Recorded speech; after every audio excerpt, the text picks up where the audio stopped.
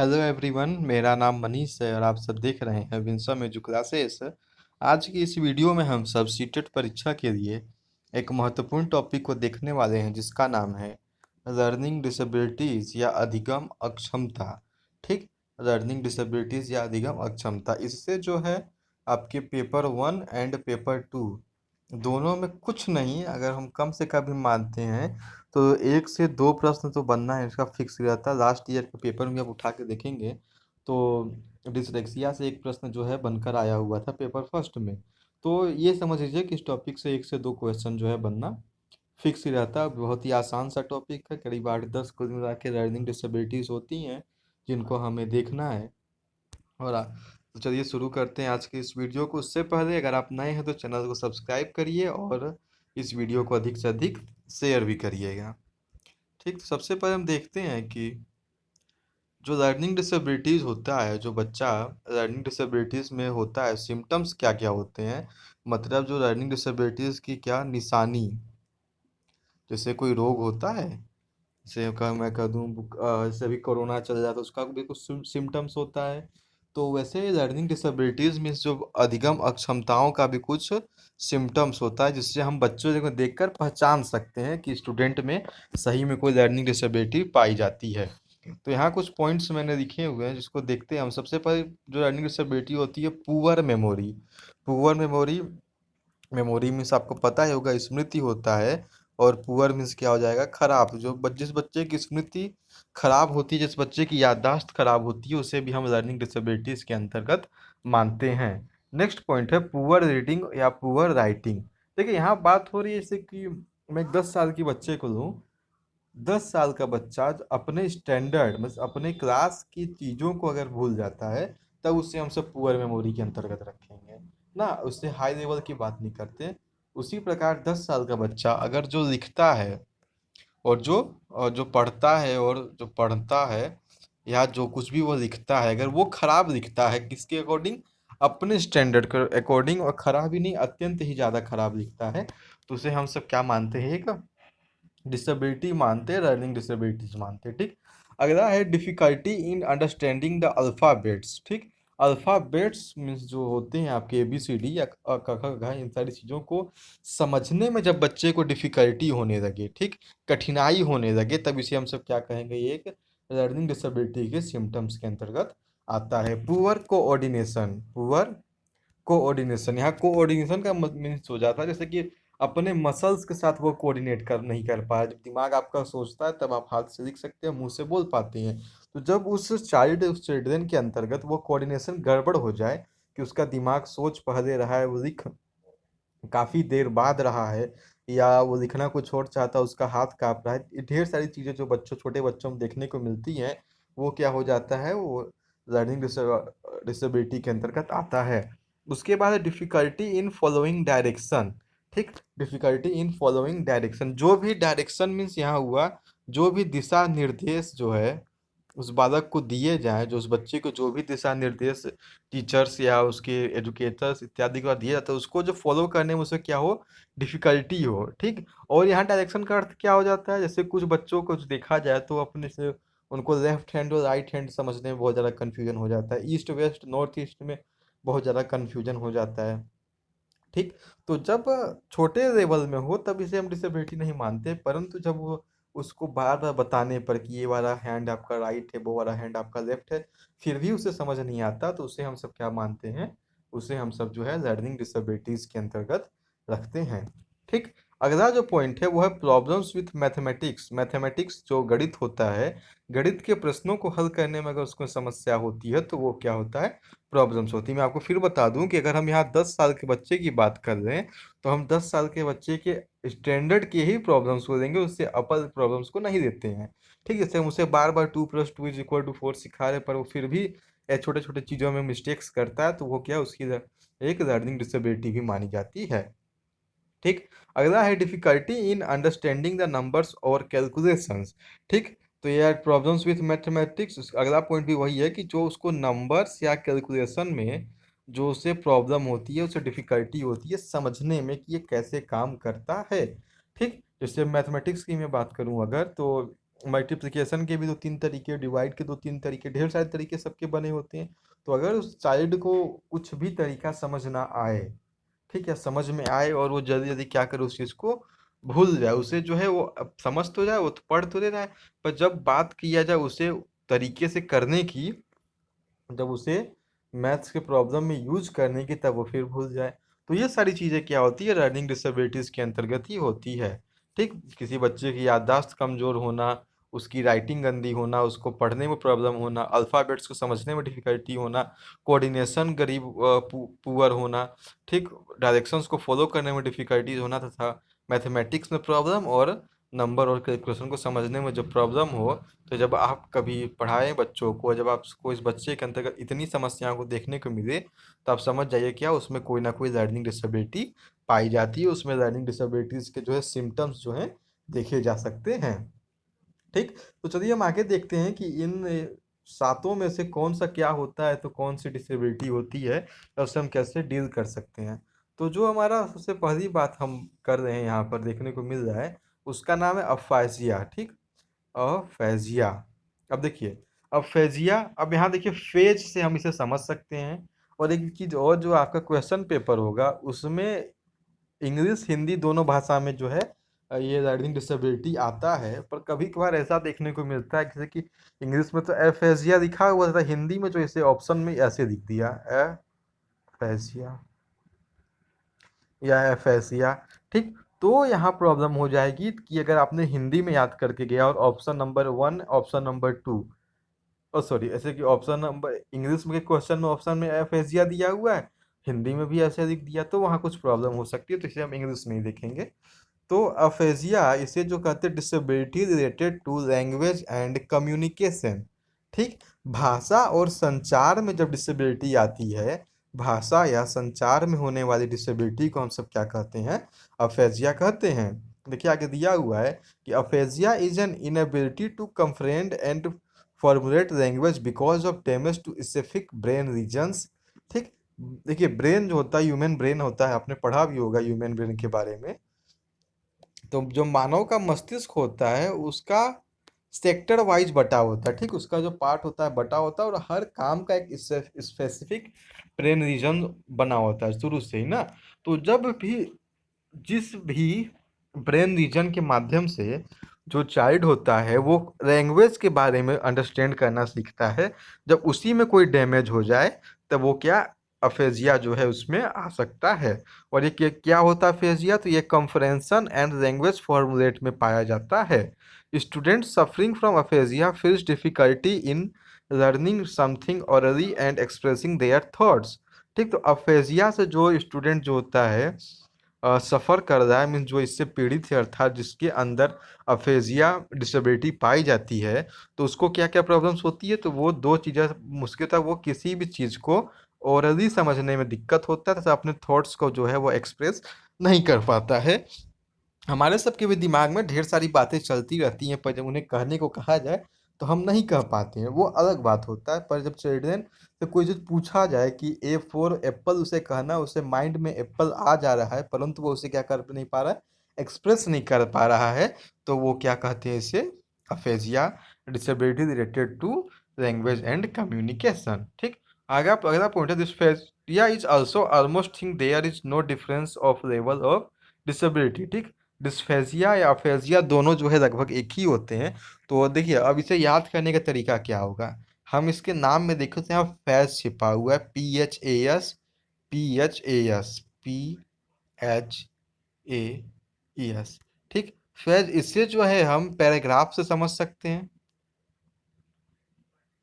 ठीक, पैराग्राफ भी हम कभी कभार कहते हैं फैजेस, PHASES। फैजेस क्या होते हैं, वो लैंग्वेज रिलेटेड कम्युनिकेशन रिलेटेड चीज़ें होती हैं। तो जहाँ PHA फैज जैसे चीज़ें आती हैं, तो हम समझ सकते हैं कि वो कैसी डिसेबिलिटी होगी, तो वो लैंग्वेज एंड कम्युनिकेशन डिसेबिलिटी होगी। इसके अंतर्गत जो है बच्चा जो है अपने एक्सप्रेशंस को, अपने थॉट्स को क्या कर रहा है, एक्सप्रेस नहीं कर पाता है, और किसी चीज़ को ओरली समझने में उसे क्या होती है, प्रॉब्लम होती है। अफेजिया और डिस्फेजिया दोनों लगभग सेम होते हैं।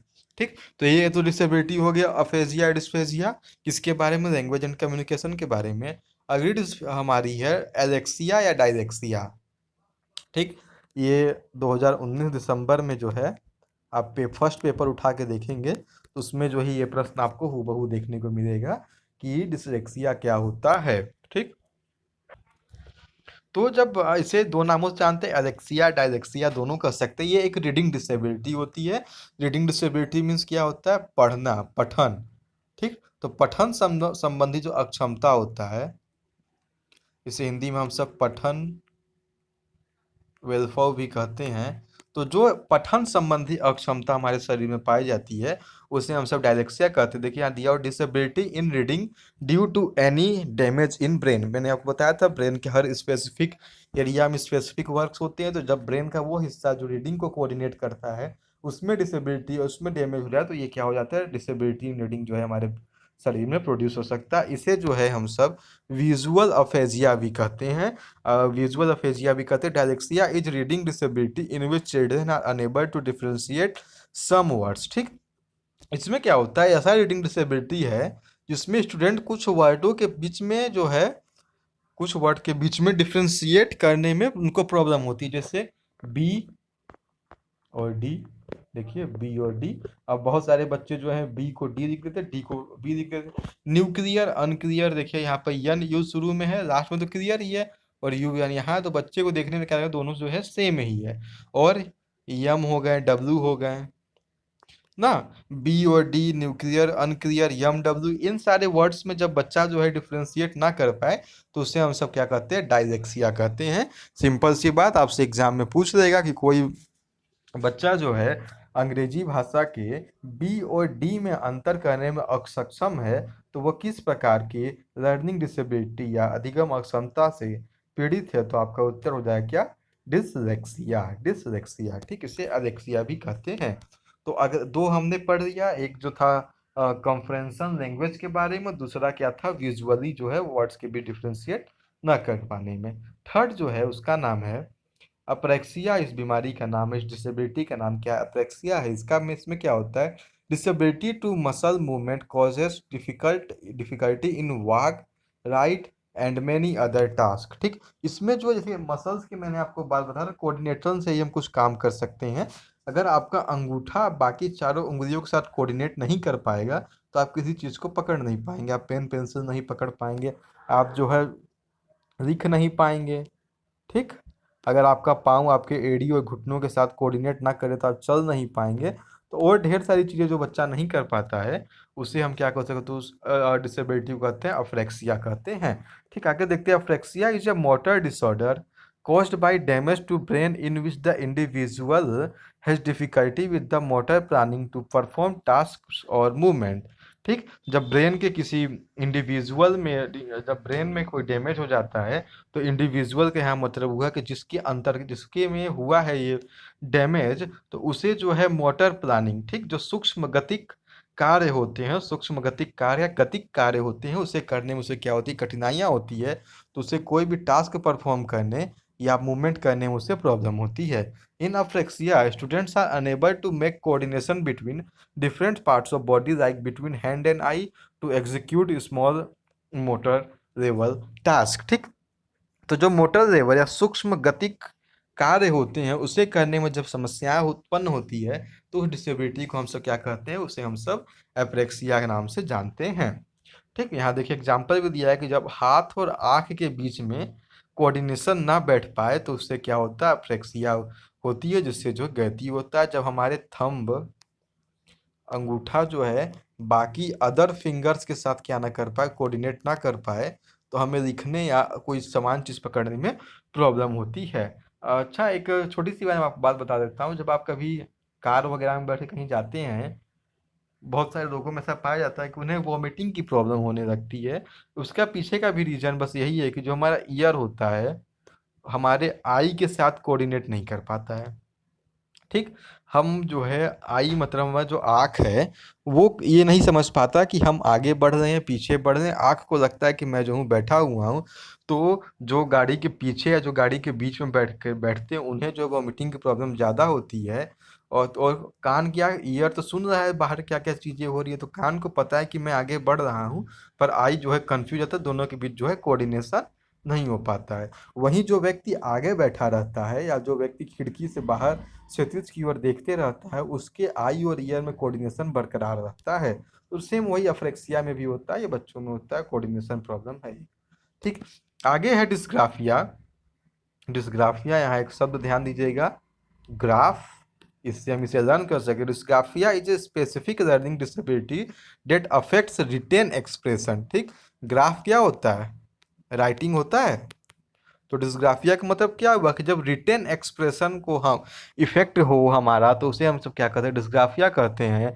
Dysgraphia can appear as difficulties with spellings, poor handwriting and trouble putting thoughts on paper. देखिए, अब दो चीज़ें डिस्ग्राफिया में क्या होता है कि जब पेपर पे थॉट को पुट करना हो तो उसमें प्रॉब्लम होती है, राइटिंग बहुत गंदी होती है, और स्पेलिंग को याद करने या याद किए गए स्पेलिंग्स को लिखने में बहुत ज़्यादा प्रॉब्लम्स होती है। तो उसे हम सब क्या कहते हैं? डिस्ग्राफिया कहते हैं। अगली बीमारी है कैलकुलिया। तो यहाँ कैलकुलिया, ठीक, कैलकुलिया में एक शब्द है कैलकुलेटर। ध्यान दीजिए, कैलकुलेटर कहाँ यूज होता है? मैथ्स में। तो डिस्कैलकुलिया बीमारी में क्या होता है? कॉमन लर्निंग इशू होता है, जो कि किड्स के मैथ्स में जो होता है प्रॉब्लम होता है। ठीक। Dyscalculia is difficulty in learning और comprehending arithmetic such as difficulties in understanding numbers, numerical problems, it is called न्यूमलेक्सिया। ठीक है, इसे न्यूमलेक्सिया नाम से भी जाना जाता है। तो जब 1 2 3 4 जोड़ घटाना गुणा भाग, इन सारी चीज़ों में जब किड को क्या होता है, प्रॉब्लम होती है, तो वो डिस्कैलकुलिया या न्यूमैक्सिया नामक जो है बीमारी हो जाती है। ठीक। तो ये सबसे छोटे बच्चों की बात हो रही है, बड़ों में डिसेबिलिटी नहीं पाई जाती, तब वो उनमें क्या हो जाता है? बीमारी हो जाता है। ये डिसेबिलिटी यहाँ पर है, यहाँ तक। ठीक। तो डिस्कैलकुलिया कौन सी बीमारी होती है? ये जो है मैथ संबंधी बीमारी होती है, जहाँ जो है हमको अर्थमेटिक, न्यूमेरिकल और नंबर्स को समझने में क्या हो, कठिनाइयाँ उत्पन्न होती रहे।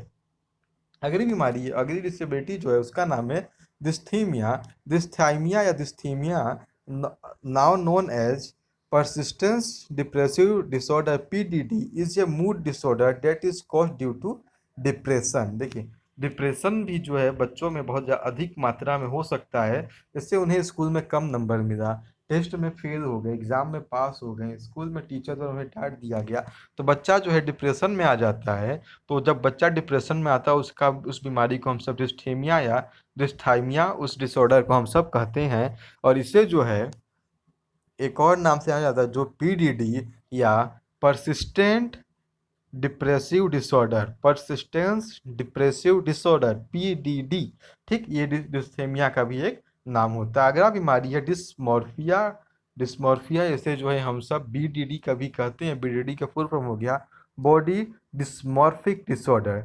ठीक, डिस्मॉर्फिक डिसऑर्डर, इसमें क्या होता है? This is the mental disorder in which a person feels that his body parts are smaller as compared to others and this causes him in depression। देखिए, वास्तव में होता नहीं है, पर एक इंडिविजुअल, एक व्यक्ति को क्या ऐसा महसूस होता है, ऐसा फील करता है वो, कि उसके शरीर का एक बॉडी पार्ट छोटा रह गया है कंपेयर टू अदर्स, दूसरे बॉडी पार्ट्स की तुलना में।